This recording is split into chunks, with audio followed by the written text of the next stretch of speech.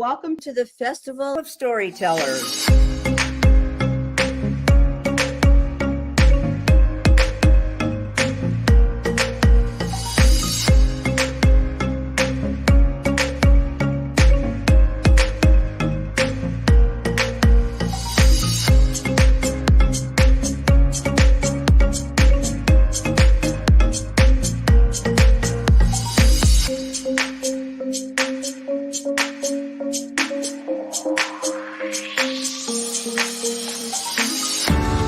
I can't tell you how excited I am to be on right now. It's been a couple of weeks of excitement getting prepared, and I've done a lot of things in my life, but this has got to be close to the top. Thank you, and Reader's Magnet, and thank you, John, for putting this forth and taking the chance on us authors in presenting this out to the world. I've enjoyed this immensely, Joanne. Ellie, so have I. Thank you for who you are, and thank you, Reader's Magnet. You all are beautiful, and you've worked so very hard, and we are blessed. We are. I thank everybody that's involved with this process, because we know writers need readers and writers need publishers. We thank Reader's Magnet and everybody that's involved. I love Reader's Magnet. They say, we share your stories with the world.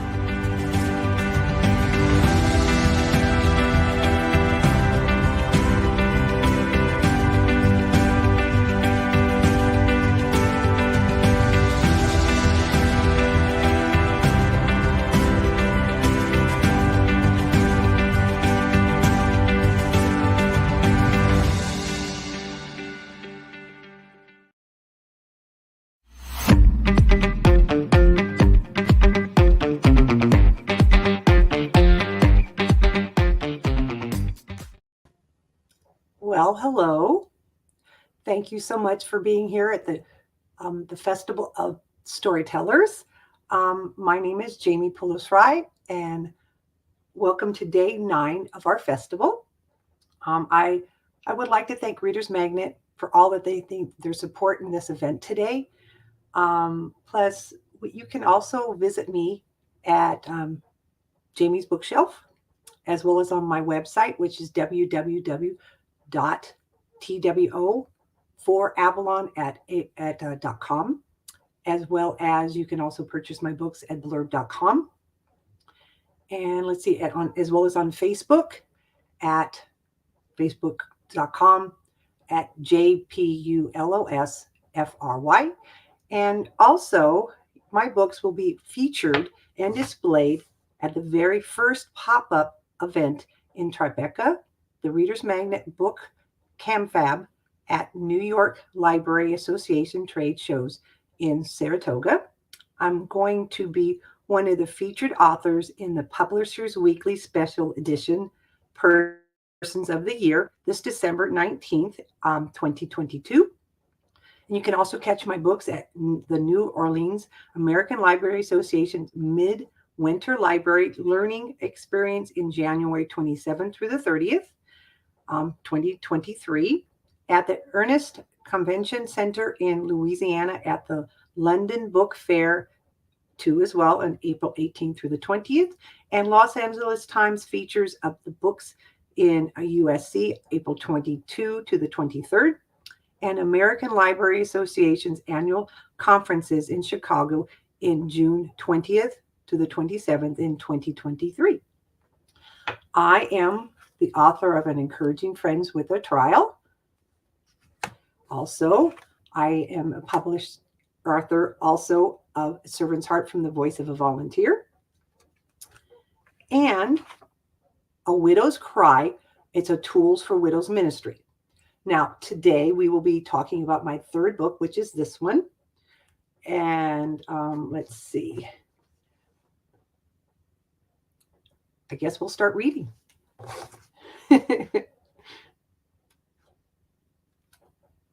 Now, this book came to be because my mother of 80 years said, "Did you ever think that you would be a writer?" The answer to that was no. I had a hard time with English growing up and had to work extra hard to get my writing up to par. Then I prayed to God what he would have me do to write this time, because this is my third book. That small little voice from God said that it has to be something that I am or that I do. Well, I am a widow, and widows always need guidance. So I started doing some research, and this book is the results of that research from a faithful widow. Okay. Do widows matter? Yes, they do matter. And although you may not understand or are afraid of widows, there are 4 outreaching benefits that you will receive or learn from helping a widow. 1, there are around about 27 verses in the Bible that tell us that they matter. The Bible is a great source for teaching us to understand and not to be afraid of widows. 2, a widow will understand about your prayers in time because they end up being prayer warriors in the future. By helping a widow, you are giving her your time. By giving freely of your time, you know that you are making a positive difference in the lives of others. 3, visiting a widow is great because when we give them the honor they deserve, we find out that we can learn so many things from them.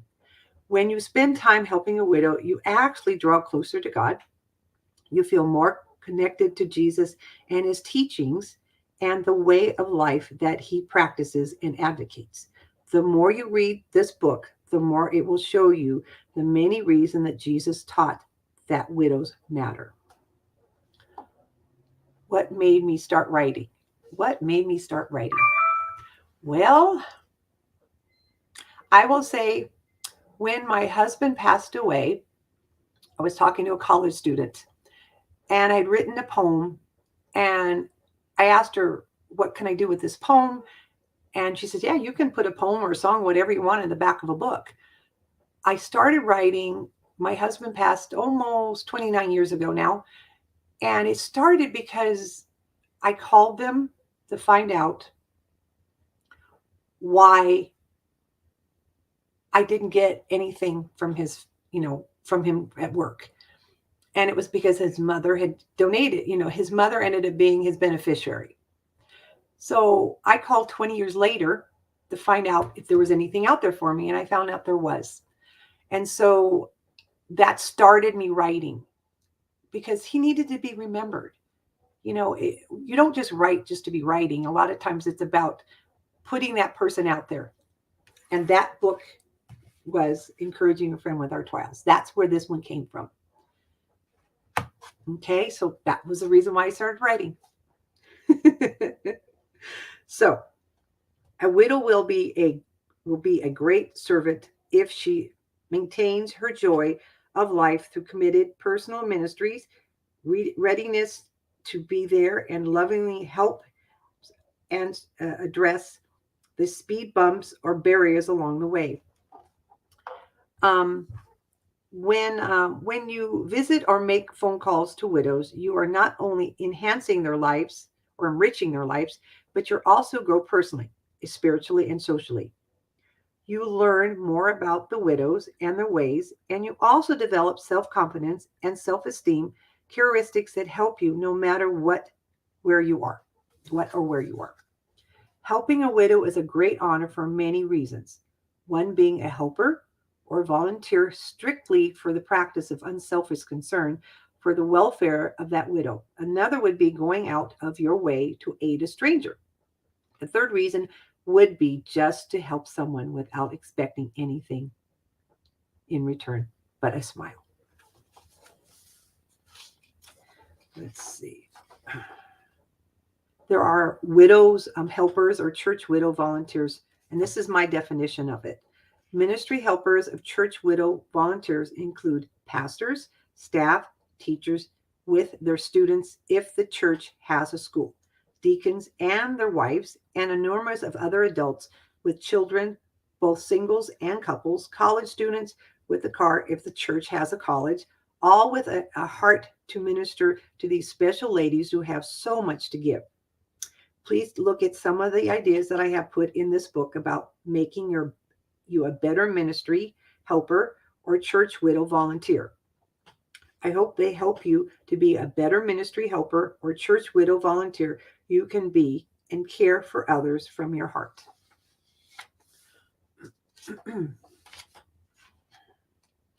Now I'm going to read one of our chapters. Let's see. It's on widows support groups. Okay. Here is a grieving widow support group I located on the internet. Support groups for widows, heartache to healing. It's www.heartache2healing.com/support groups for widows. Okay. I still feel that your church is always going to be the best place to go when you lose something as special as a loved one. In what ways do churches help when you're grieving? What could they do better?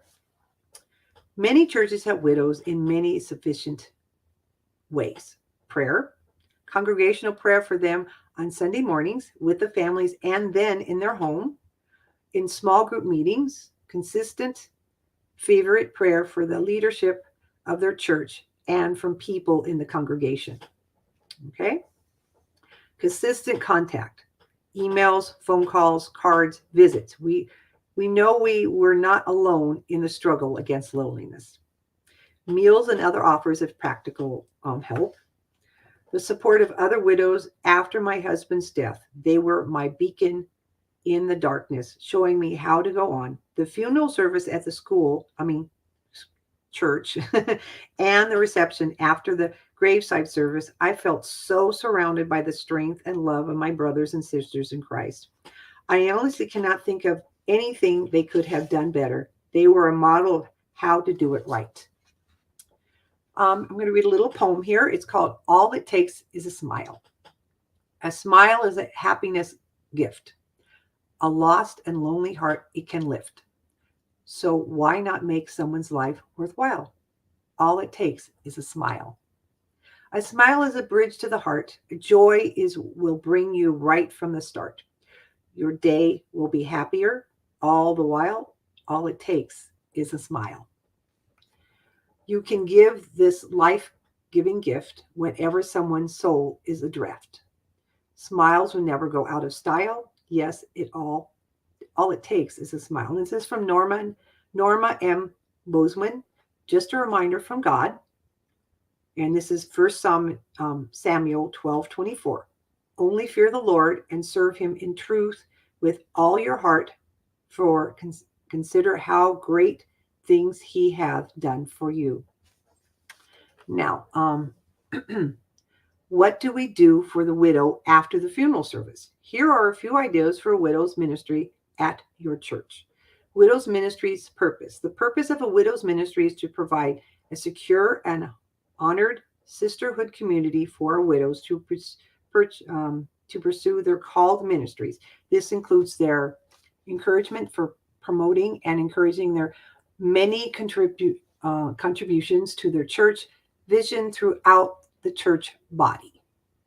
Okay, we should strive to help each widow to maintain her joy of life through committed personal ministries, readiness to be there, and lovingly help them address existing or potential physical, mental, or spiritual distress, speed bumps, or barriers. Okay, we have what you call a personal couples ministry.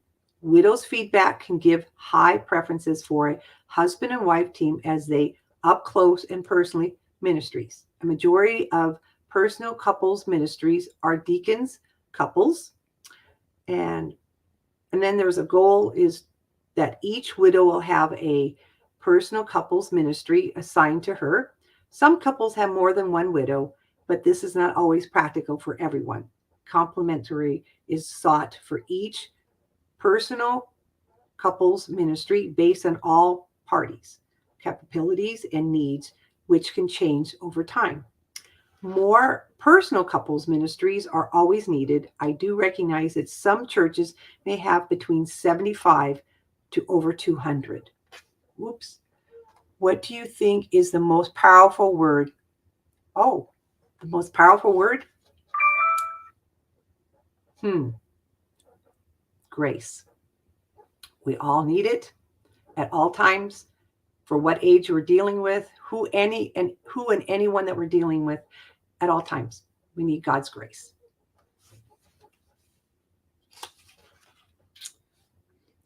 Now we have also a Handyman Ministry. Everybody runs into situations where things don't work right. These are men who are skilled in a variety of auto, household, and property repairs and are very eager to use their skills to help widows. We know there are many widows that have help in these areas, that need help in them. Okay. However, we also know there are widows who could really use handyman help, but realistic, really don't want to ask for help. Unaware of these ready services, we want them to call our church office for friendly and capable help. Okay? Encouragement ministry. It is important that each widow is timely reminded that her church, and especially a dedicated group of ministries, have a special bond of love for them and are committed to honoring them with service. Social gatherings and encouragement cards could be used throughout the year, so all widows will be so reminded. Let's see. What advice can you say to widows who still can't accept that their husband's wife is no longer with them? For one thing, you don't want to say, I'm sorry that he's gone. That's not something they need to hear. You just need to encourage them that it's going to get better over time. It's different for everybody. Every level of, loss, it could be not just her, but family members, daughters and kids and grandkids. You cannot, you just have to understand that you have to let them know you understand, you're there with them. If they need anything, please call. Make sure that they understand that me as a widow, I've been there. So it's easier for me. I know how they're feeling and what they're going through. You may not understand anything that they're going through, because you've never been there. So the best thing for you to do is just what I said, is let them know that you're there for them, that you will, if they need anything, encourage them along the way. And just let them know that we're there for them. That's all you can do. And just saying, oh, I'm so sorry for your loss. After a while, they get tired of that. We do. That's one thing that I mentioned in the book. How good to see you again. Oh, hi there, Dorothy. Well, you're going to see me again on Thursday. I'm writing a 4th book, and it's in work in progress, but it's got some. And thank you so much for being here and encourage me along the way. I hope you enjoy my books, and it's nice to see you again as well. So true. Thank you, Jamie. You're welcome. This is what this book tries to tell you, the do's and the don'ts sometimes. Things that you should not be saying to a widow. You're here to encourage them. You never know when they're going to cry. You never know when they're going to need just somebody to talk to. We don't know exactly what they're going through, but just let them know that we're there to encourage them and help them along the way, no matter what they need. Okay. I was a widow very early. My husband passed away at 29 years old. I was 31, and I'm already 60 now. Yes, I have tried. Everybody goes, have you ever tried to get married again? Yes, I almost got married. Almost. And that didn't happen, and that was God's will. There are a few people I've dated and stuff like that. They're just not a good fit. But if God doesn't want me to, I will keep doing what I'm doing and encouraging other people along the way. Thank you. Okay, let's see. So some special gatherings, events could be around February, May, November, December, at least 4 times a year. Okay. Some social gatherings, ideas for events could be February. You could call it a Sweetheart Day dinner. May, a Mother's Day fellowship. November, a holiday day shopping trip. And December, a Christmas luncheon. Encouragement cards should be sent out 1 to 3 times a year. I usually do birthdays, Easter, and Christmas. You can always add more. God knows what is right for you. Exactly. We cannot fit in somebody else's shoes. We do not know what they're going through.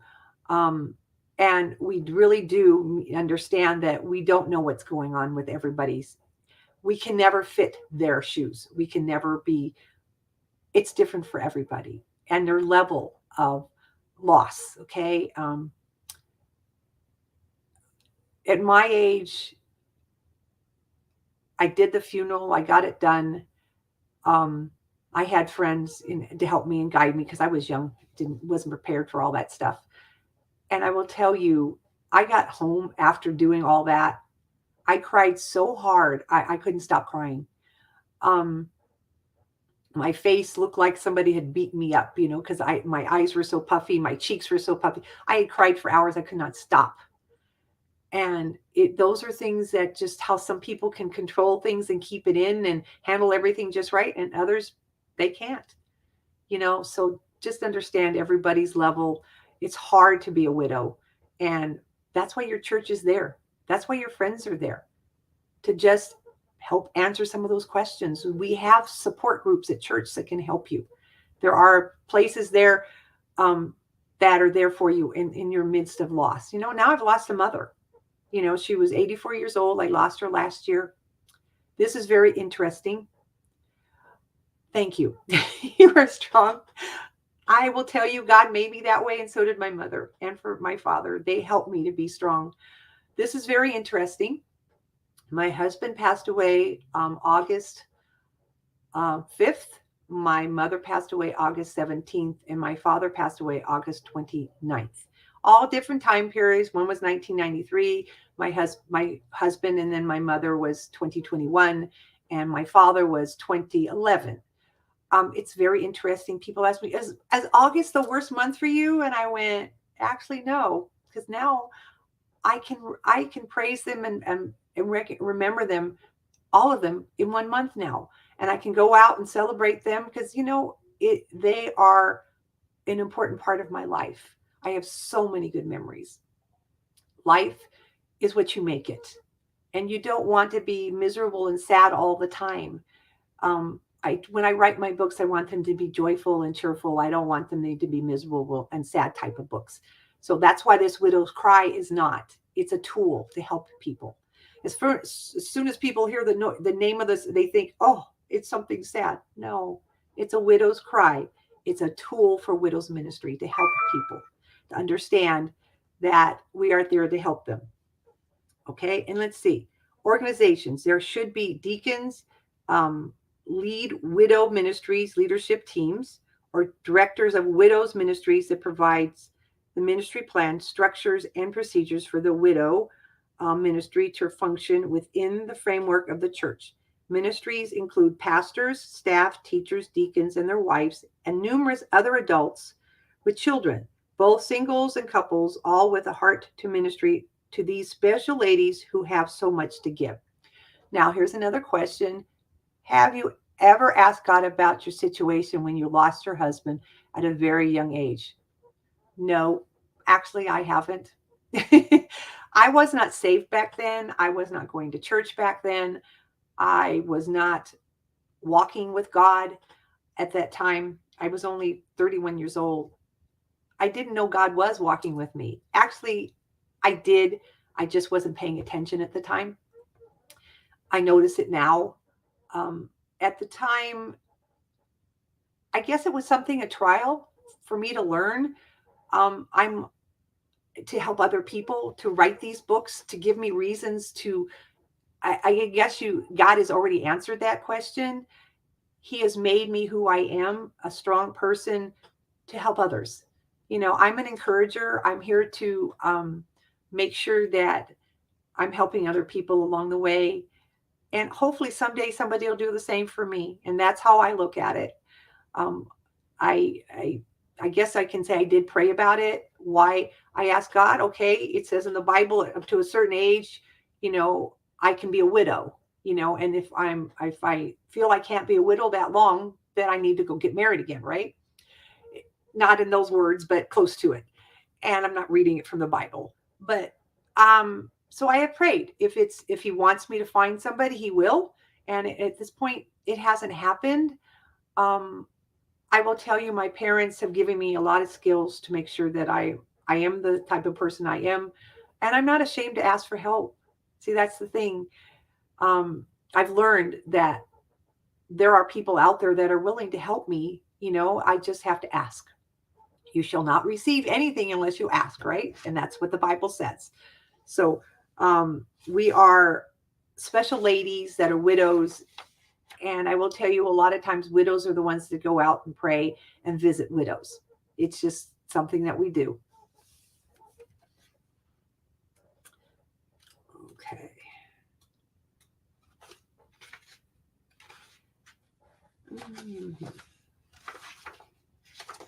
Now, thank you. Now, here's my conclusion. I know I'm getting close to the time.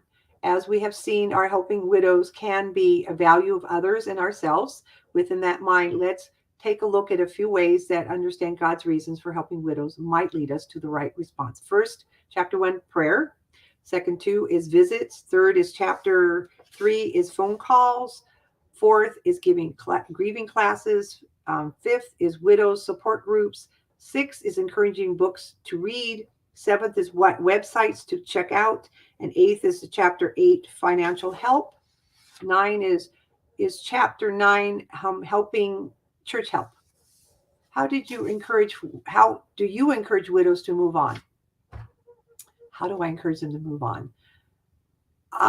You really can't encourage them to move on. That's up to them. It takes a while. I know my mother, when my father passed, it took her a while to go through his clothes. It took her a while to put things away. I know she hung some of his clothes in the shower, in the bathroom and stuff like that. It's the smell of it, just the being there, it took her a while. I would say at least a year or so. So you got to give them some time. Once it's getting to 2 to 3 years, and that could be men, actually, they don't let go. It takes them a while. And some of them, they're in a hurry. You know what I'm saying? It really depends on when they're ready, their grieving time. So you really can't encourage them to move on. You just have to pay attention. If they're talking to you and asking questions, then you answer those questions, and maybe that might help them move on. But I can't encourage them to move on. It's in their time period. And it can, some people it takes 6 months, some it takes a year, some takes 3 years. You never know. It's how attached they were to that person. And so you really can't. You can't push them. It's in their time, their timing. Okay. Now, here is a poem. Every time I start a book, I pray for God to give me a poem or a song to go along with them. This time I received one from a friend that is a widow. Do you have to accept it do you have to move on to that situation? Yes, actually they do need to accept it. They need to understand that he's gone. He's never coming back, but they need to accept it. I'm accepting that I'm going to be who I am. If I'm going to be a widow, if I'm going to,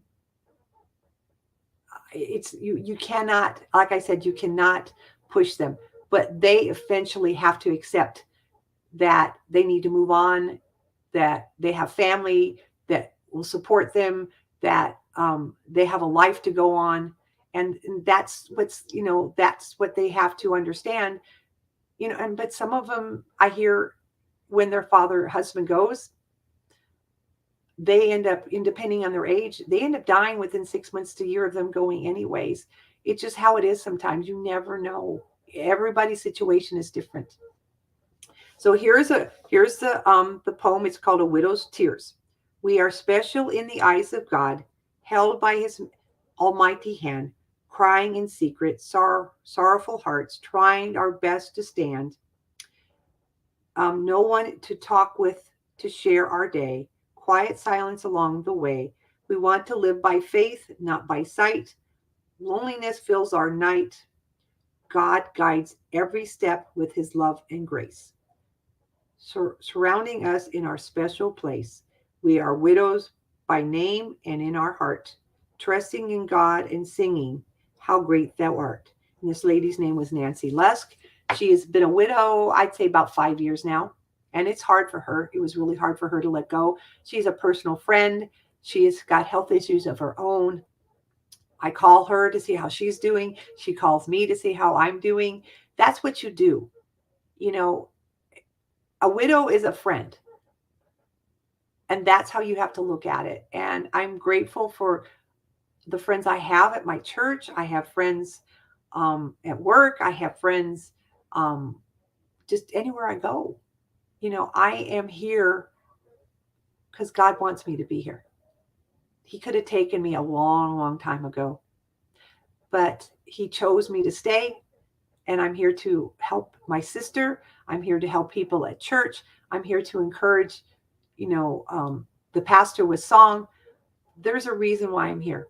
And that God chooses that every single day for me. So I just take a different day and make it better.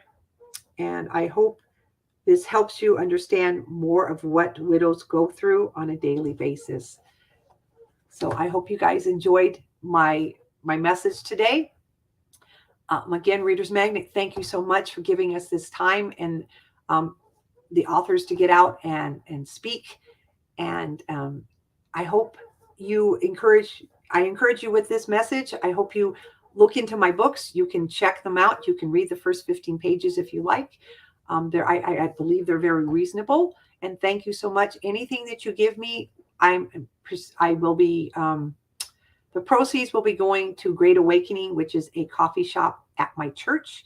They need new equipment and they've been around for 10 years. It's just time they need a new overhaul. So whatever you purchase will help me with their getting them back up to snuff, So thank you so much again today. And you have yourself a wonderful rest of your week. And it was nice being able to speak here. And I hope you enjoy my books. And God bless. And thank you and have a wonderful day.